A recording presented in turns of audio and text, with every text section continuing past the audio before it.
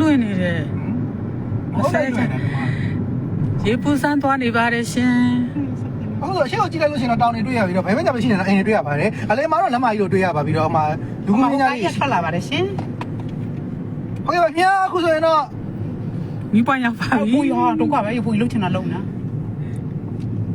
ဟုတ်ကဲ့ ရေ မဲ ပူ ချောင်း စမ်းနာမည်ကတော့ဘာလဲတော့မသိပါဘူးကျမအမပြောတာဘာလဲမလက် ငါလည်းမေ့ပြီ နက်ကန်သာ ရေပူစမ်းသွားနေတာရေပူစမ်းနာမည်မသိကြပါရှင်သွားတာသွားနေရမ်းသွားနေတယ် ပူစားဟုတ်ကဲ့လားမသိပါဘူး ကျမလည်းဟုတ်ပါ ဘယ်ရောက်ပြီးဘယ်ပေါက်မလဲမသိ ယုံကြည်လောက်ကြပါ ဟုတ်ကဲ့ကိုသစ္စာရေး ယုံကြည်ငါကြပါကားငါလို့ရပါလေကျမတို့တော့နေတဲ့ရေပူစမ်းတော့ရေပူစမ်းမယ်နမေ ရေညီမတို့အစ်ဆက်ဆာကီကနေဘလောက်ဝေးတယ်တနားရီခွဲမောင်းတဲ့ခကြီးကိုသွားနေပါတယ်ရေပူစမ်းနာမည်မသိပါရှင် သိတော့သိတယ်မေ့သွားတယ်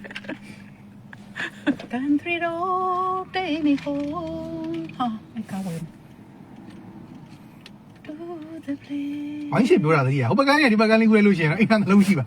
လုံးဝကောင်းလို့ပါဗျ ဟိုဘက်မှာဆိုရင်ပါလေးလည်းမသိရှိပါဘူး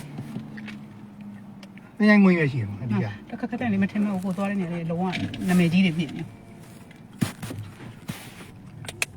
လိုက်လွှင့်နေပါတယ်ဘာမှလည်းမရှိသေးပါဘူးရှုခင်းလေးတွေပဲရှိပါသေးတယ် ။တောက်တဲ့ကားလည်းမကြီးဘာလို့လဲ ပြင်းလို့လေ ။မပြောင်းရှင်းပါကား ငါတို့ခိုင်းလိုက်ရတာပြင်းလို့ ။မလမ်းပိတ်နေပါလေရှင် ။မင်းကလည်းညဘက်မပြင်းဘူး။ပြန်နေနေလည်းမပြင်းဘူးမင်းတို့တွေကဟိုလမ်းကဟိုမှာပဲပြင်းမဟုတ်သေးဘူးတော့ကြာ။